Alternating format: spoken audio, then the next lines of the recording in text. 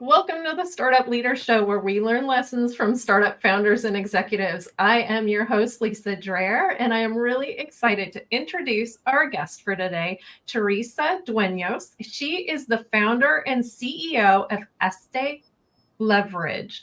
Welcome to the show, Terrisa. Thank you, Lisa. Thank you for having me. It's just great to get to know you and your show. And yeah, I want to give you some background and then, of course, tell you about ESTE Leverage. And so I'm definitely one of those entrepreneurs that have kind of had a few different careers. And especially, I think it's kind of typical for professionals to have multiple careers.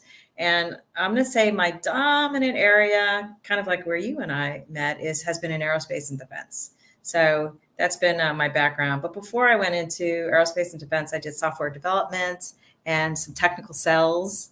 So it feels like I've come full circle to then launch my startup, which I did in 2022.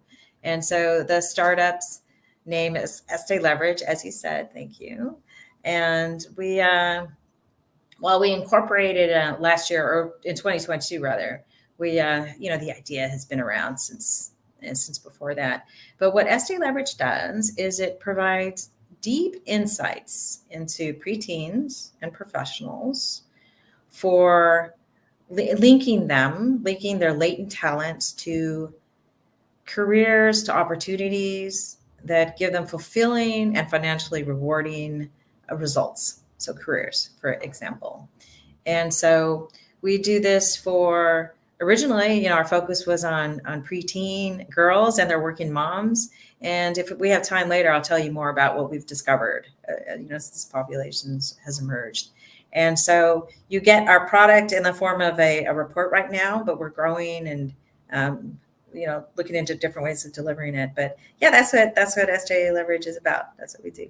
That's great. Okay, so so whether I'm, I guess, a professional or a young woman interested in STEM career, right? Then those are the types of people that you're looking to work with. Yeah, thank you for asking that. That is a very key question. And the reason why is part of why we, I believe, receive National Science Foundation funding. And they always want to see, like, what are you breaking? What paradigm are you turning around?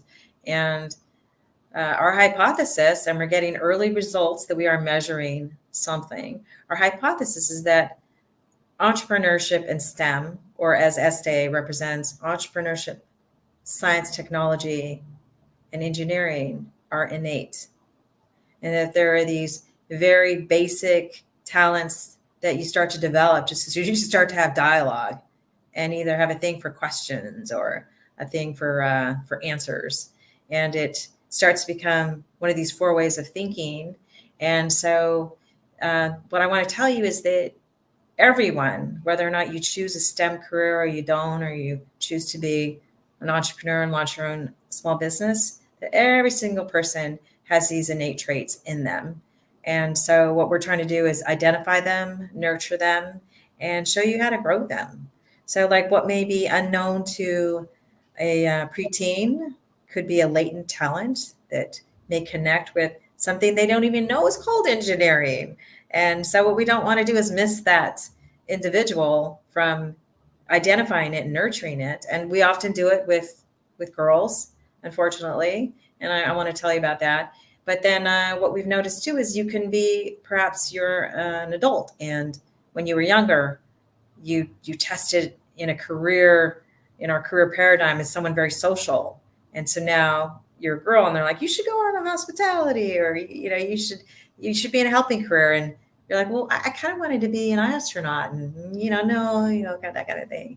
And so it's something we're seeing that is latent, not just for kids, but in adults too, because maybe we buried it. So definitely helps. Our program helps bring it out for someone that is going to track for STEM. But what's the beauty of it is it helps every single person track for those traits that could help them with every future career that might be coming our way. With how quickly they're changing and how technical they are.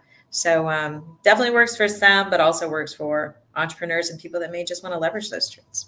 Got it. Got it. Okay. So what originally prompted you to start ESTE? Yeah, I've been creating companies and helping, you know, technologies get on their feet. And so the idea was kind of the convergence of a few different concepts. And this idea that we think about, or that we think like entrepreneurs, scientists, technologists, and engineers very early, I realized this framework, it's like, aha, it's not like STEM is like, conferred later. They're actually, it's very much a part of our thinking already. I'm like, okay, if that's true, then what else is upside down other than us missing all of the STEM kids that may want to go into it, but don't, because we tell them, no, you're not going to get at that. And what I realized is that I might have something more like a knowledge aggregation algorithm. And so I started thinking about all these different things. And then one day I'm at a family dinner, and this is how the actual company starts to form in my mind. And my award-winning middle school teacher brother, he tells me, anyone that's been teaching as long as I have is going to get an award. Anyway, but I like to call him that. He pulls me aside and he says, you and your two sisters, you're always trying to get girls in STEM. And he's like, don't you think that if we just love them for who they are, any kid, that they're going to choose what they want to choose? And I thought, yeah. And then I started thinking about this framework that I had that was for kind of like a personality test, but turns it's like a way of thinking. And then I thought about how we can leverage AI. Even this was like in 2018 that this dinner was, and it all came together. We could launch a company that in the beginning was a psychometric instrument assessment that turns into giving you feedback so you can track for careers that you want, but that we could become something much bigger, like a platform where you're learning about employability. So I think, it's that moment. I think it was that dinner that made me think I can connect these to something I can deliver as not only a product, and a product that can evolve into multiple products, but something that can have social impact. Yeah. Interesting. Okay. So what have you found are the biggest keys to your success so far? Yeah. So I want to give three, let's see, the keys to success. I just don't want to mix it with this other, you have these great questions. And okay, yes. Okay. So there's three of them. There's three keys. And the one key to success, the first one I'm thinking of, is that you're going to want to have a dreamer and a doer, either in yourself or on your team. And I'm thinking back to one of my early team members. Her name's Lori Hofer, and I hope she doesn't mind that I say her name like that. And so I'm like the entrepreneur in the early team that, when we started the company, and she was like the engineer. And so we're going to think really differently, and we're going to react differently. I'm seeing her more like a co-founder because she's so part of the story. But we needed the dreamer and we needed the doer, like to work together to have the startup. So I think that's one of the first lessons that I want to tell, and then one of the first keys. But the second key, and I want to make these memorable: dreamer and doer. The second key is I'm going to use the name Ernest Shackleton. And the reason I'm going to talk about him is when we think of who are the great polar explorers, his name comes up because he was a great explorer, a magnificent explorer. He's a great leader. And the crazy thing is Ernest Shackleton, he never made it to the South Pole. That was his thing. He's going to go to the South Pole. But why is he so well known? Why is his story so great?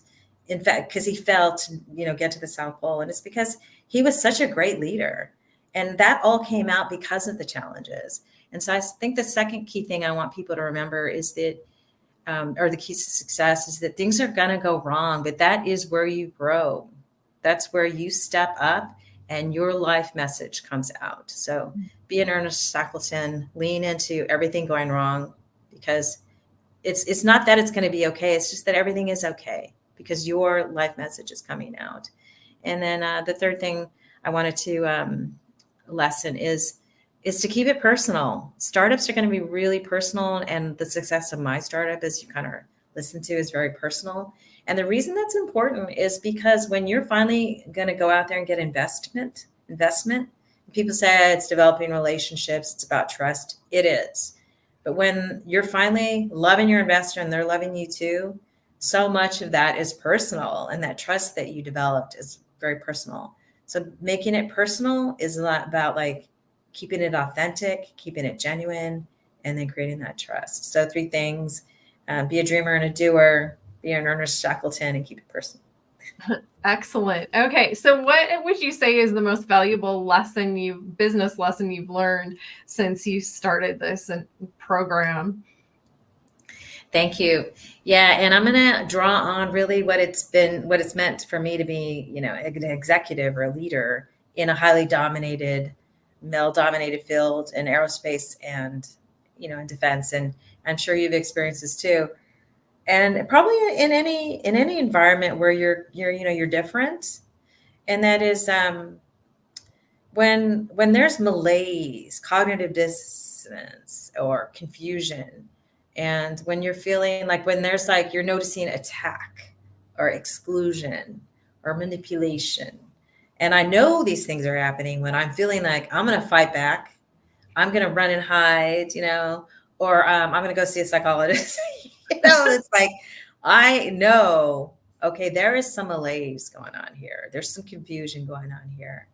And so what I've learned, the big lesson is to stay in dialogue. If there's an attack going on, if someone is calling you names in a meeting and you're trying to pull everyone together to deliver to a customer, stay in dialogue. When you're feeling excluded, someone doesn't invite you to a meeting. No, I need to be here. I'm coming to this meeting. You want me to be here, stay in dialogue. And then, when you're feeling like maybe there's some kind of like coercion going on, is call it out, talk about it, stay in dialogue. Yeah. Interesting. Okay. That's great advice. Is there anything, knowing what you know now, if you were to start all over, that you would do different? Yeah. And Lisa, when you ask me that, this song comes to mind. It's the Don't Give Up, You Got a Reason to Live. You know that song? I sing better than that. So it's just, on the spot here. But that song comes to mind because what I would have done differently is to remind myself that, ESTE Leverage, our target segment, the one we think we're going to impact the most, is the preteen. Is I think of them when I hear that song, and I think of myself too. And what I would have done differently is just remembered that, we go through a lot as adults. All kinds of things are happening as adults, where there's climate change, there's AI, there's political instability. But I tell you right now that preteens are having it the hardest. That is the hardest time to be alive. And yet we overlook it. But I would tell the preteen, and I would tell myself, and what I would do differently is remember that this is going to be the hardest time when you're, going through adolescence, and that it's going to be okay. And that if you can come back from that whatever you go through, if you can come back, that'll make you that much more powerful to deal and to impact change with yourself and those around you. Yeah, absolutely. Okay, so what have you seen as far as progress for the organization? Are there any kind of new exciting things that are happening for ESTE Leverage right now? Yes, thank you. So taking on the preteen population was we knew it was ambitious because there's so many privacy laws to protect not only the kids but you. And so great news is we just finished a pilot in Guam, and it was for over 300 middle schoolers. They've taken our assessment, and we're done with half of their career exploration avatars. There are these 2-word statements that describe who you are. Like you could be a genuine scientist, a thoughtful engineer, one of those 4 that I was telling you about what ESTE stands for. And so that was a huge accomplishment, just to be able to get approval from everyone. I'm talking the district, third, objective party, the parents, and the children themselves have to ascend. So over 300 of them. So that's been a big accomplishment. And as far as progress, what surprises us is, of course, the emergence that this social, I don't know if I mentioned this, but in the beginning, how originally we were focused on preteen girls and working moms, still who we are. But then one of the outcomes would be how much that social piece would be important, not just for girls, but for boys too. More so now with post-COVID, how social emotional learning is such a big part of success. And so that's Right. been one, I think, sign of progress is that you learn something. And then the other sign of progress is because we're trying to build a community, we've had professionals take our assessment. And even though it was targeted towards the 5th grade reading level for middle schoolers, you kind of want to take it down a notch.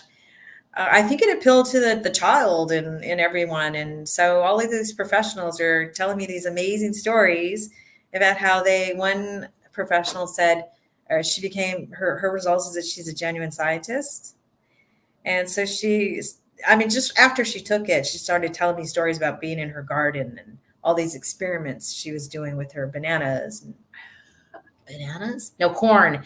And yeah, little thing. And then I was like, I wonder if it's because she took the assessment and was a genuine scientist. And then she started taking and like her learning who she is and leaning into it at her job, and created new KPIs for multiple departments because she's an executive in the organization.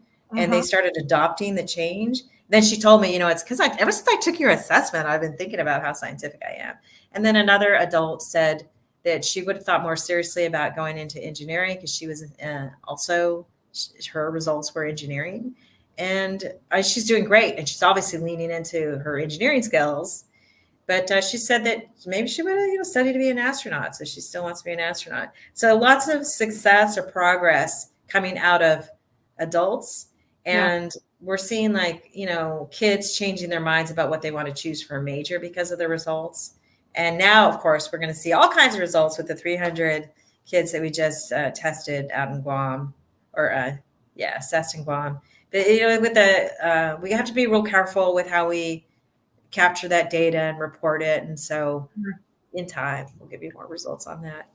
Wow. Great. Okay. So I think that a lot of times when we're starting programs like this, or, starting new business, we end up running into these roadblocks along the way. What have you found are the most effective ways to work through those roadblocks? Yeah. And I want to link back to a couple of the comments that I made and how hard it can be, when you're an adolescent, and how if you can come back from that, your life message will be discovered. And so what I want to say about how to get through roadblocks, or that stasis you get, that plateau as an entrepreneur, is to remember and flex your life message. Because no matter how hard it is, to take that as an opportunity to strengthen your resolve while you're here. And there's this great, really awesome TED Talk. It's by Adam Leipzig, How to Know Your Life Message in 5 Minutes. And it's a good one, but I added to it. And I think maybe I want to share it with you really quick. And so what's part of his teaching is that what you're here to teach is your life message. And what people are here to learn from you, what problem are they having? That's the problem you're trying to solve as an entrepreneur. Here's my addition to it. I aliased it with the value proposition of a startup. And so then what this person is, these people are, that they're here to learn from you. The problem, you're trying to solve, that's the problem we're trying to solve as a startup. How do they change as a result of what you teach them? That transformation, that's the job your startup is doing. Because a lot of times people think their startup is their solution. And so a transformation that you make for others, and with your life message, your life purpose, that's the value. That's your value proposition. And so if you watch the video, but then my number 6 thing that I want to add is that how you do it differently. What's especially Lisa Dreher about it, or Terrisa, or somebody that makes your delivery, you help businesses scale. What is it that maybe it's because you make that connection and you have a speak about it, you draw out the magic. But anyway, whatever it is that is different about how you deliver it, that's your unfair advantage. And so to finally answer your question is to get through it, flex your life message, because if everything can be going wrong, but you're actually strengthening the value proposition that you're going to have when your startup is successful. Great. Okay, so if somebody wanted to learn more about ESTE Leverage, what should they do? Oh, thank you. Well, we have a website. It's esteleverage.com. And this deep insight that I was telling you can get, even though we're a startup, we've been around for 2 years, we're already selling that at a super affordable price, $20. But you take a self-assessment and then you get a 10-page guide. And that is already available. So to learn more about us, please go to our websites. We're also on LinkedIn. And I'm on LinkedIn, so you can link in with me. And I'm good about answering emails if you want, or messages through LinkedIn if somebody just wants to ask me a question. But please go to our website. Please engage the resources, because we have something in beta that's even a deeper delivery of personalization that's had amazing impact on every individual that's taken it, but teachers, principals, saying things like, oh my gosh, that's totally our principal. We're definitely doing this. We're all in with your efforts. So our website, esteleverage.com. Excellent. Well, thank you so much for making time to be here today, Terrisa. It was really great to learn about ESTE Leverage. Thank you, Lisa Dreher. Absolutely. My pleasure. And I do want to take a moment to thank GuideForce for hosting these sessions. To learn more about GuideForce, visit guideforce.com. And we'll see you next time on the Startup Leaders Show.